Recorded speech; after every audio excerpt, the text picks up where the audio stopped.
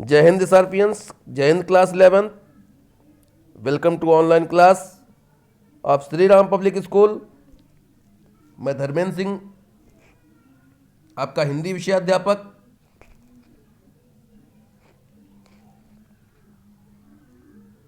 Last class में आपने पढ़ा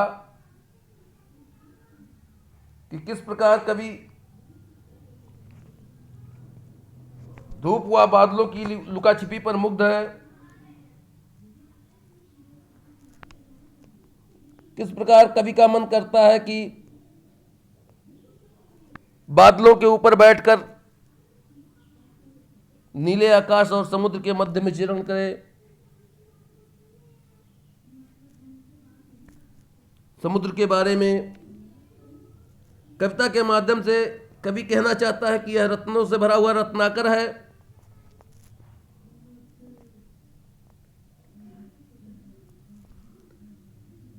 मलयानील अर्थात सुगंधित हवा बह रही है, समुद्र गर्जन कर रहा है। समुद्र की लहरों पर बैठकर कवि का मन चाहता है कि कोने कोने में घूमकर उसके अनुपम सौंदर्य का पान करे।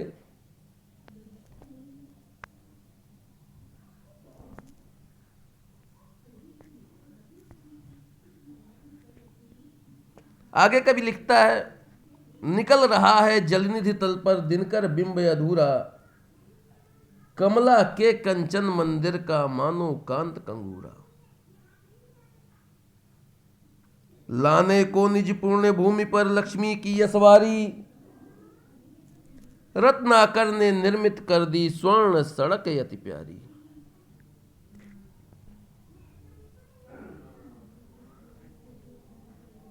कभी कह रहा है निकल रहा है जलनिधि तल पर। जलनिधि मतलब होता है सागर, तल मतलब होता है उसका उसकी ऊपरी भाग। दिनकर मतलब होता है सूर्य, बिंब मतलब होता है छवि।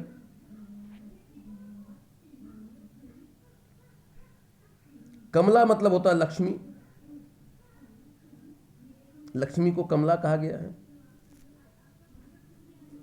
कंचन मतलब होता है स्वर्ण सोना, कांत मतलब होता है सुंदर, कंगूरा मतलब जो महल के ऊपर गोल सा भाग होता है, किसी मंदिर या महल के ऊपर जो गोल सा भाग होता है उसको हम कंगूरा कहते हैं, ऊपरी भाग को।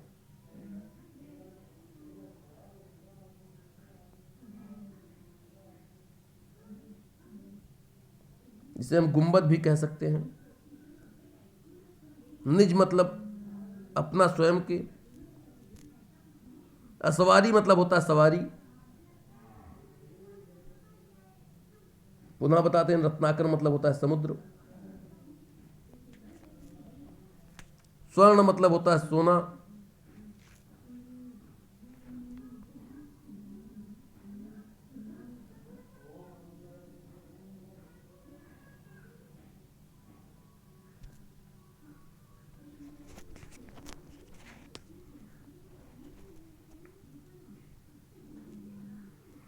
कवि कह रहा है कि सागर के तल पर सूर्योदय का वर्णन करते हुए कवि कहता है कि सूर्य समुद्र की सतह पर सूर्य का अधूरा बिंब निकल रहा है।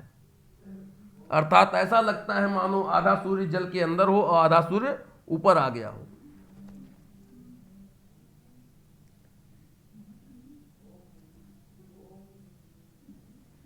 उस दृश्य को देखकर यह प्रतीत हो रहा है, कमला के कंचन मंदिर का मानो कांत कंगूरा।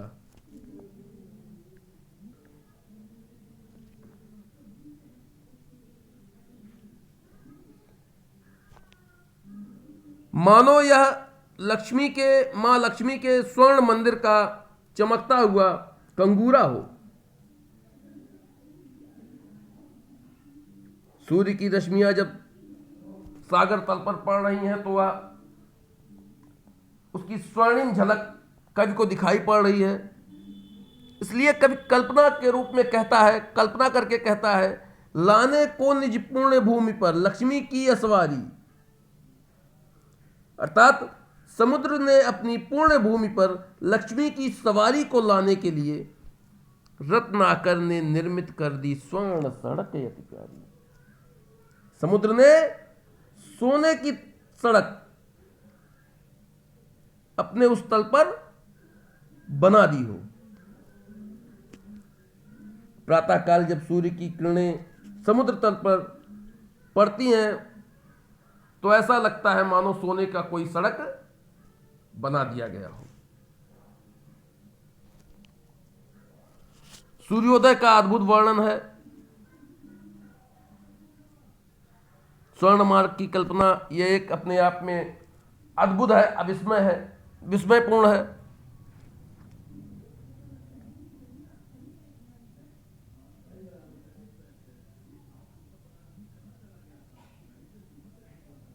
मानव कांत कंगूरा उत्प्रेक्षा अलंकार है।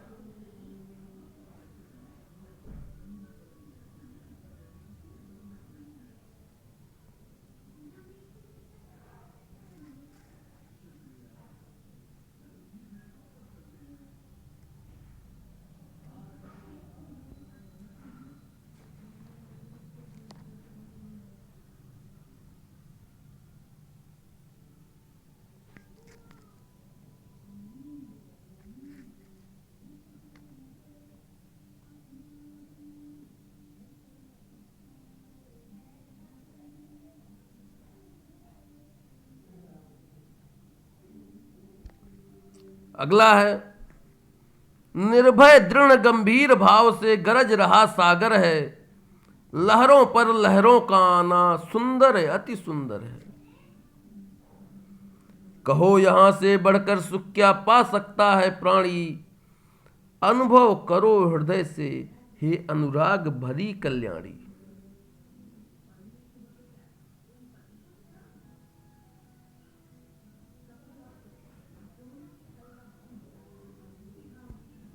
निर्भय मतलब होता है निडर, दृढ़ मतलब मजबूत, गंभीर माने गहरे भाव से,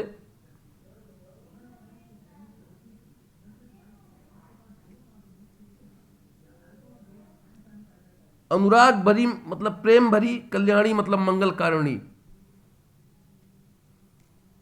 अपनी प्रियतमा, अपनी पत्नी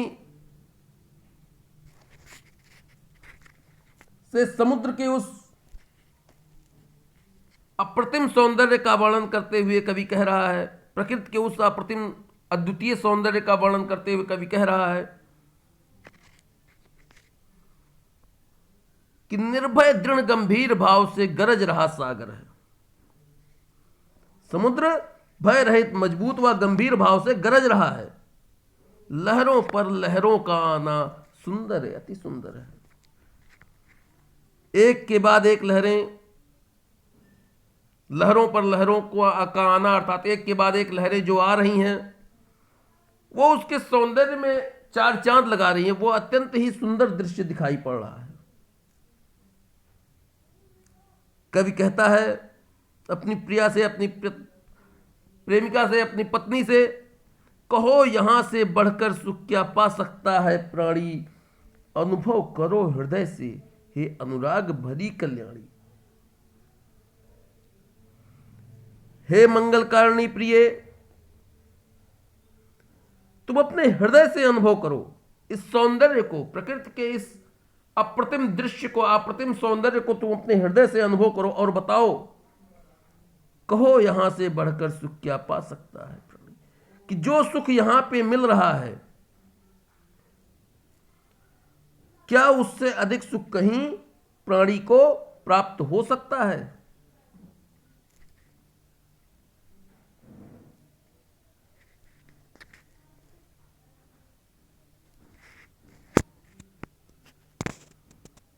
प्रवाहमयी भाषा, प्रश्न अलंकार,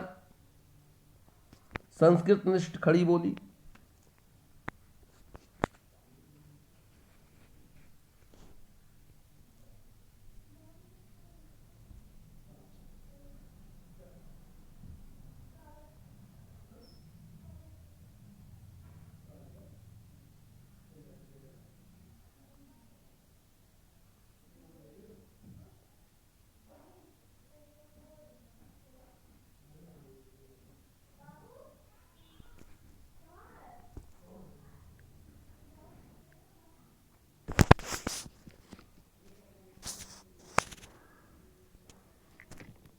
अगला,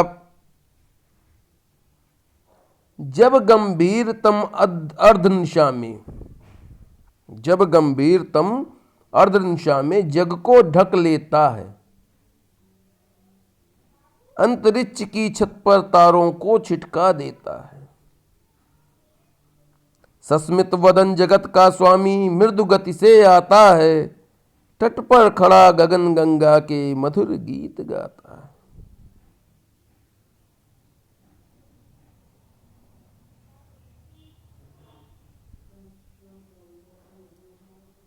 गंभीर मतलब गहरा, तम मतलब अंधकार, अर्ध मतलब आधी, निशा मतलब रात्रि, जग मतलब संसार, ढक लेना मतलब उसको पूर्ण रूप से आच्छादित कर देना।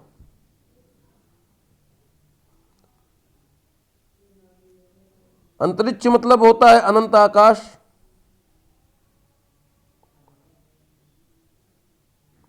धरती की सीमा से परे। सस्मित मतलब होता है मुस्कुराता हुआ, वदन मतलब होता है मुख, जगत माने संसार, स्वामी मतलब प्रभु ईश्वर, मृदु मतलब कोमल,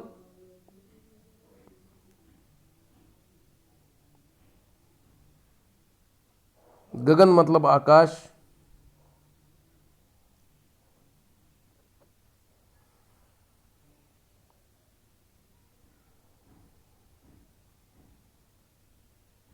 यहां पर कवि ने अर्धरात्रि के समय का मनोहारी चित्रण किया है।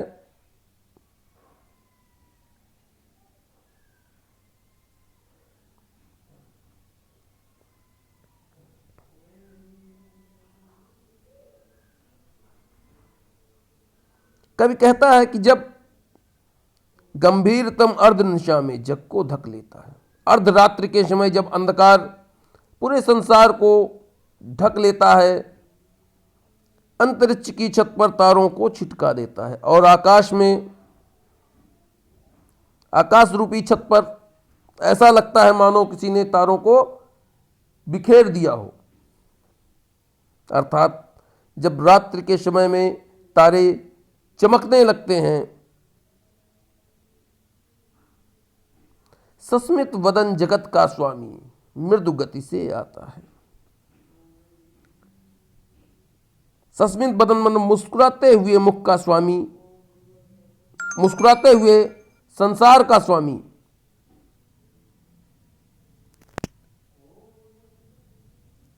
धीमी गति से, मृदु गति से आता है, तट पर खड़ा गगन गंगा के मधुर गीत गाता है।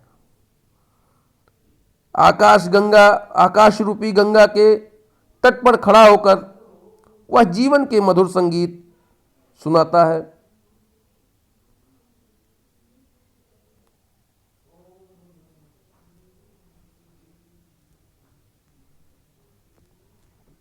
अब हम इन पैराग्राफों पर आधारित कुछ प्रश्न आपको देंगे, जिनका समुचित उत्तर देने का आप प्रयास कीजिएगा। अगर कहीं पे आपको समस्या आती है, समझ में नहीं आता है, या किसी प्रश्न का समुचित उत्तर आप नहीं दे, अपने आप को दे सकने में असमर्थ महसूस करते हैं, तो सायंकाल 6:30 to 7 PM के बीच में, के मध्य में आप कभी भी अपने प्रश्नों को कमेंट के माध्यम से पूछकर उसका समुचित उत्तर प्राप्त करने का प्रयास कर सकते हैं।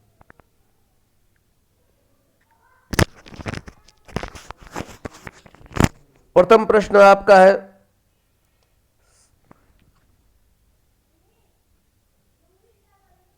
सागर के विषय में कवि क्या बताता है? सागर के विषय में कवि क्या बताता है? प्रश्न संख्या 2, कवि अपने प्रिया को क्या कहकर संबोधित करता है तथा उसे क्या बताना चाहता है? कवि अपनी प्रिया को क्या कहकर संबोधित करता है तथा उसे क्या बताना चाहता है?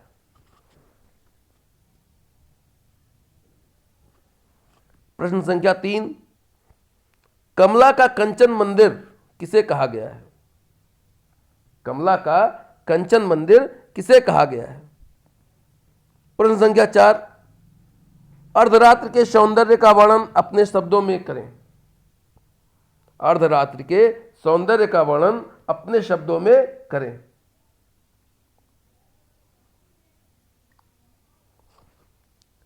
प्रश्न संख्या 5, संसार का स्वामी क्या कार्य करता है? संसार का स्वामी क्या कार्य करता है? मैं पुनः बता दूं, आप इन 5 प्रश्नों का उत्तर देने का प्रयास कीजिएगा। अगर आपको कहीं पे किसी भी प्रकार की समस्या आती है तो आप सायंकाल कमेंट के माध्यम से उसको पूछ सकते हैं। Thank you class. Jai Hind class. See you tomorrow.